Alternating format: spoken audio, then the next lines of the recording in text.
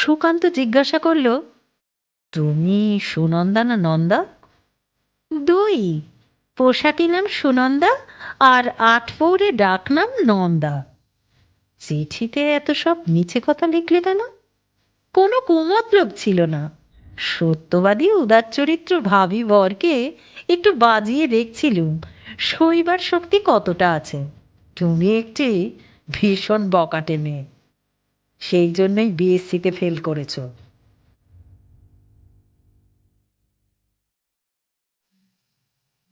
গপ্পমূলক YouTube চ্যানেলে আমি সোনালি তোমাদের সকলকে জানাই স্বাগত।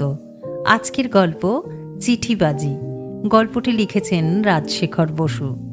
প্রতি সপ্তাহে নানা স্বাদের গল্প শুনতে গপ্পমূলক ইউটিউব চ্যানেলটি সাবস্ক্রাইব করতে ভুলবেন না কিন্তু। শুরু করছি আজকের গল্প চিঠিবাজি। সঙ্গে থাকবেন সকলে। সুকান্ত দত্ত অতি ভালো ছেলে। এমএসসি পাশ করার কিছুদিন পরেই পিএইচডি ডিগ্রি পেয়েছে। একটি ভালো চাকরি জোগাড় করে প্রায় বছরখানিক সিন্দ্রির সার কারখানায় কাজ করছে।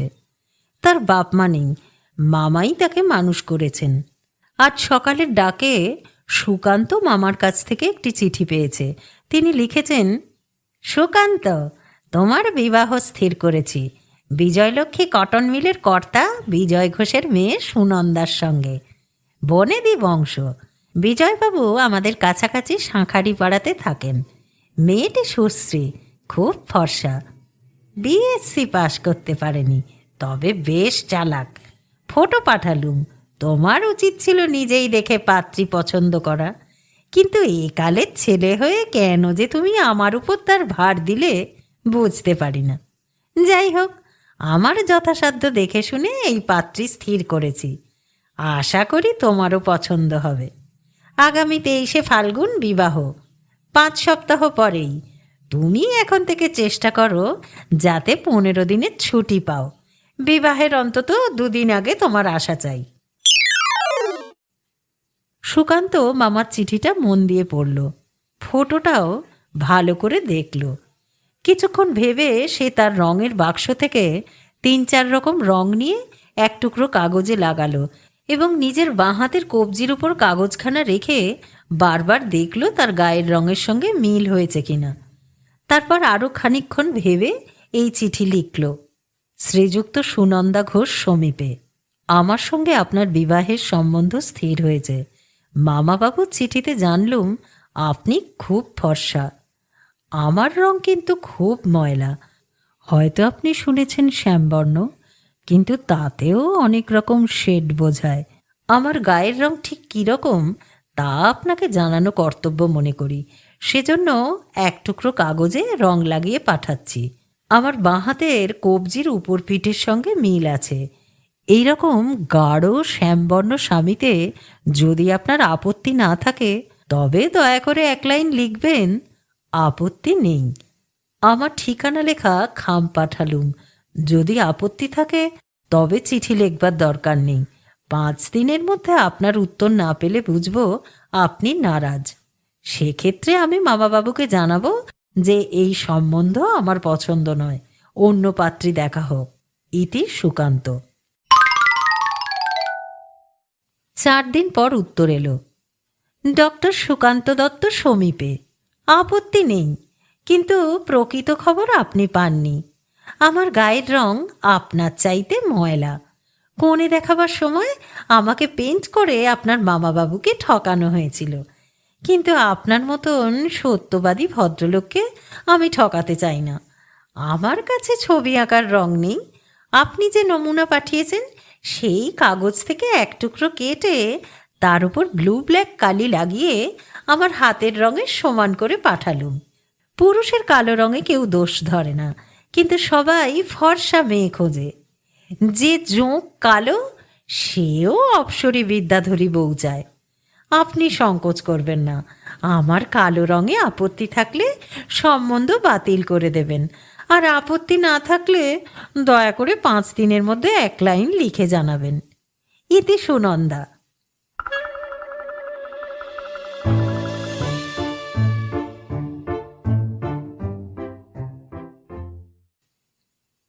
চিঠি পেয়েই সুকান্ত উত্তর দিল, আপনার রং আমার চাইতে 1 পুঁচ বেশি ময়লা হলেও আমার আপত্তি নেই।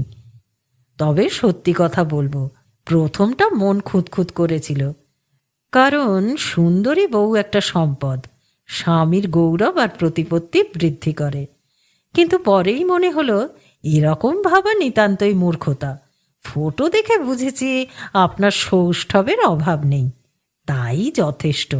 রং ময়লা হলেই মানুষ কুৎসিত হয় না। আমার একটা বদ অভ্যাস আছে, জানানো উচিত মনে করি। রোজ 15-20টা সিগারেট খাই। আমার এক বৌদিদি বলেন, সিগারেট খোরদের নিঃশ্বাসে একটা বিশ্রী মুখ পোড়া গন্ধ হয়, তাদের বউরা তা পছন্দ করে না, কিন্তু চক্ষু লজ্জার খাতিরে কিছু বলতে পারে না। 2-4টে বাঙালি মেয়ে যারা মেমদের দেখা দেখি আজকাল সিগারেট ধরেছে, তাদের অবশ্য আপত্তি নাও হতে পারে, কিন্তু আপনি নিশ্চয়ই সে দলের নন। আপনার আপত্তি থাকলে 1 লাইন লিখে জানাবেন, আমি সম্বন্ধ বাতিল করে দেব। সুকান্ত।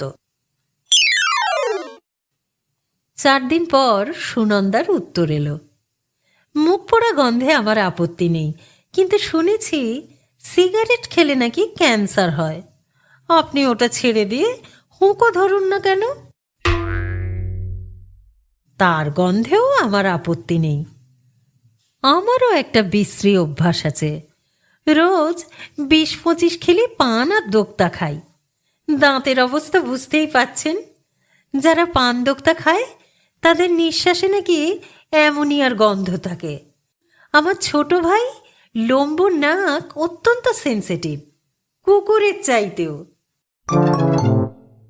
রেডিওতে যখন কৃষ্ণ সোহাগিনী দেবীর কীর্তন হয়, তখন লম্বু অ্যামোনিয়ার গন্ধ পায়।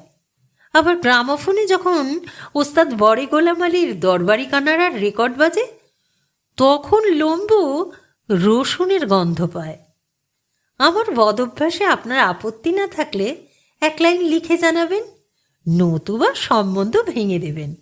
ইতি সুনন্দা। সুকান্ত উত্তর লিখল, আপনি যখন সিগারেটের দুর্গন্ধ সইতে রাজি আছেন, তখন আপনার পান দোক্তায়ও আমার আপত্তি নেই। তাছাড়া আমাদের এই কারখানায় অজস্র অ্যামোনিয়া তৈরি হয়। আপনার হুঁকোর প্রস্তাবটি বিবেচনা করে দেখব।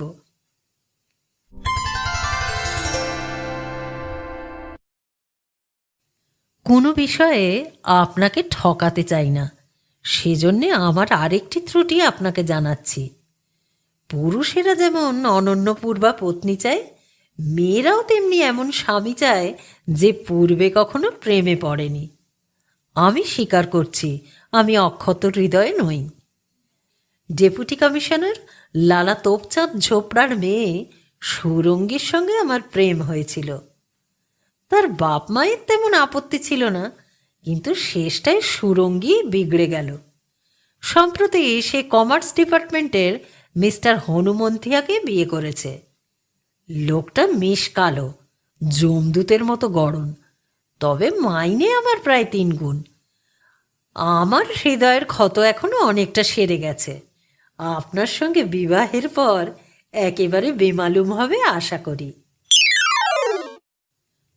সুরঙ্গীর একটা ফটো আমার কাছে আছে, আপনার সামনেই সেটা পুড়িয়ে ফেলব।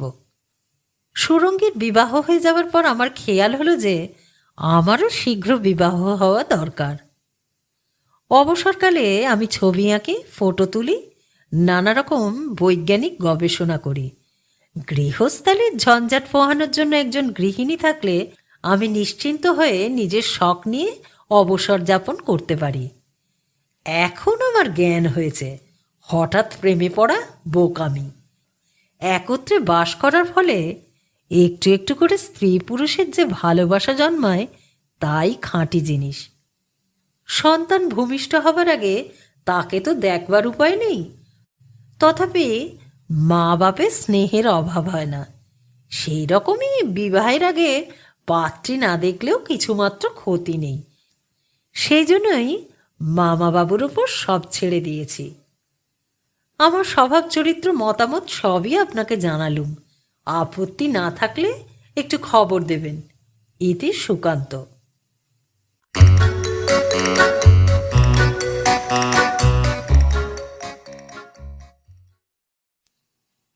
সুনন্দার উত্তর এলো, আপনার স্বভাব চরিত্র আর মতামতে আমার আপত্তি নেই। যেসব চিঠিপত্র লিখেছেন তা থেকে বুঝেছি আপনি অতি সত্যনিষ্ঠ অকপট সাধু পুরুষ। অতএব আমিও অকপটে আমার গলদ জানাচ্ছি।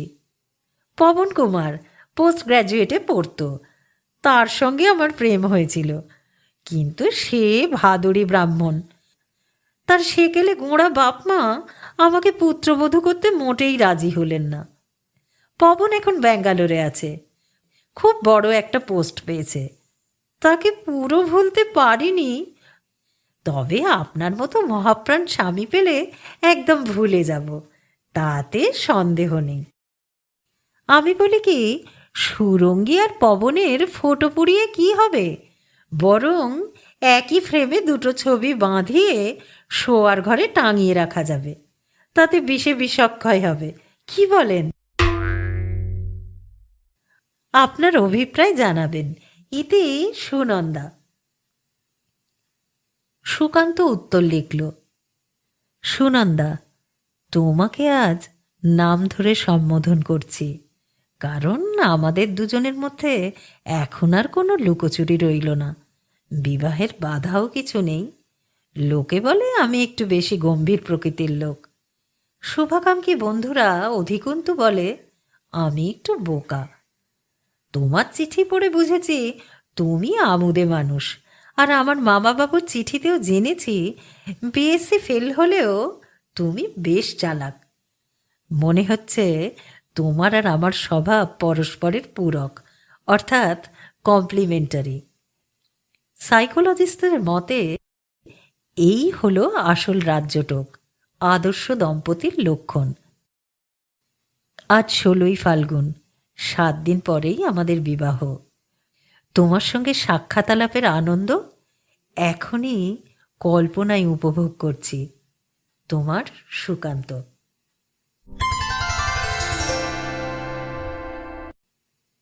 কিছুদিন পরে সুনন্দার চিঠি এলো।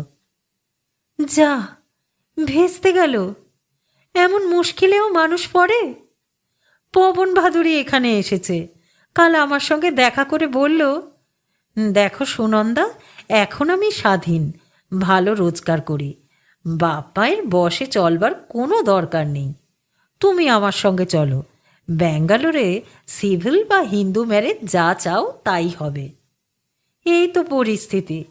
আমার অবস্থাটা নিশ্চয়ই আপনি বুঝতে পেরেছেন। পবন ভাদুড়িকে হাঁকিয়ে দেয়া আমার সাধ্য নয়। কালই, অর্থাৎ আপনার নির্ধারিত বিবাহের 2 দিন আগেই পবনের সঙ্গে আমি পালাচ্ছি। সুনন্দার চিঠি পড়ে সুকান্ত হতভম্ব হলো, খুব রেগেও গেল। কিন্তু সে যুক্তিবাদী র্যাশনাল লোক, একটু পরেই বুঝে দেখল সুনন্দার প্রস্তাব মন্দ নয়। গৃহিণীরই যখন দরকার, তখন এক পাত্রীর বদলে আর এক পাত্রী হলে ক্ষতি কি? সুকান্ত স্থির করল সে হাঙ্গামা বাঁধাবে না, কোনো রকম খোঁজ খবরও করবে না, সম্পূর্ণভাবে মামার বশে চলবে। তিনি যেমন ব্যবস্থা করবেন তাই মেনে নেবে। সুকান্ত কলকাতায় এলে তার মামার বাড়ির কেউই সুনন্দা সম্বন্ধে কিছুই বলল না, কোনো রকম উদ্বেগও প্রকাশ করল না। যথাকালে বরযাত্রীদের সঙ্গে সুকান্ত বিয়েবাড়ি উপস্থিত হলো, সেখানেও কোনো রকম গোলযোগের লক্ষণ তার নজরে পড়ল না। সুকান্ত দেখল 16-17 বছরের একটি ছেলে নিমন্ত্রিতদের পান আর সিগারেট পরিবেশন করছে। কন্যাপক্ষের লোক তাকে লম্বু বলে ডাকছে। তাকে ইশারা করে কাছে ডেকে সুকান্ত চুপি চুপি প্রশ্ন করল, তুমি সুনন্দার ছোট ভাই লম্বু? লম্বু বলল, আগে হ্যাঁ। এদিককার খবর কি? খবর সব ভালোই তো, দিদিকে এখন সাজানো হচ্ছে, একটু পরেই তো বিয়ের লগ্ন। সুনন্দা চলে গেছে? কি বলছেন আপনি? বিয়ের কোণে কোথায় চলে যাবে? তোমার আর এক দিদি নন্দা, তার খবর কি? বারে, আমার তো একটিই দিদি, তার সঙ্গেই তো আপনার বিয়ে হচ্ছে। সুকান্ত চোখ কপালে তুলে বলল, ও। রাত 12টার পর বাসর ঘরে অন্য কেউ রইল না। সুকান্ত জিজ্ঞাসা করল, তুমি সুনন্দা না নন্দা? দুই, পোশাকি নাম সুনন্দা আর আটপৌরে ডাক নাম নন্দা। চিঠিতে এত সব মিছে কথা লিখলে কেন? কোনো কুমতলব ছিল না। সত্যবাদী উদার চরিত্র ভাবি বরকে একটু বাজিয়ে দেখছিলুম শৈবার শক্তি কতটা আছে। তোমার সেই পবননন্দন ভাদুরীর খবর কি? হাওয়া হয়ে উবে গেছে, তার অস্তিত্বই নেই। আমার কাছে একটি হনুমানজির ভালো ছবি আছে, তোমার সেই সুরঙ্গীর ফটোর সঙ্গে বাঁধিয়ে রাখলে বেশ হবে না? তুমি একটি ভীষণ বকাটে মেয়ে, সেই জন্যই বিএসসিতে ফেল করেছ। ঝুনু মিত্তির আমার ডাবল বকাটে, সে ফার্স্ট হলো কি করে? আমি অঙ্কে কাঁচা, ম্যাক্সওয়েলের থিওরিটা মোটেই বুঝতে পারি না, আর ওইটেরে কোয়েশ্চেন ছিল। কেন? ও তো খুব সোজা অঙ্ক, বুঝিয়ে দিচ্ছি শোনো। থাক, বাসর ঘরে অঙ্ক কষালে অমঙ্গল হয়। আচ্ছা, কাল বুঝিয়ে দেব। কাল তো কাল রাত্রি, বরকনের দেখা হবার জয়ই নেই। সেই পরশু ফুলশয্যায় দেখা হবে। বেশ তো, তখনই বুঝিয়ে দেব। ফুলশয্যায় অঙ্ক কষলে মহাপাতক হয়, তা জানো? ঠাকুমার আবার আড়ি পাতার রোগ আছে। যদি শুনতে পান যে নাত জামাই ফুলশয্যায় অঙ্ক কষছে, তবে গোবর খাইয়ে প্রায়শ্চিত্ত করাবেন। তারা কিসের? আমি তো পালাচ্ছি না, বছরখানিক যাক, তারপর বুঝিও। আচ্ছা, তাই হবে। এখন ঘুমোনো যাক, কি বলো? দেখো সুনন্দা, তুমি খাসা দেখতে। তাই নাকি? তোমার দৃষ্টি তো খুব তীক্ষ্ণ। সুনন্দা, আমার কি ইচ্ছে হচ্ছে জানো? আমাকে চিবিয়ে খেয়ে ফেলতে? ঠিক তা নয়, মনে হচ্ছে। মনে হোক গে, এখন ঘুমো।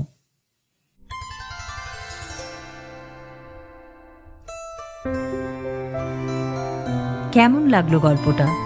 গল্পটা ভালো লাগলে আপনাদের প্রিয় মানুষ ও বন্ধুদের সাথে শেয়ার করতে ভুলবেন না কিন্তু।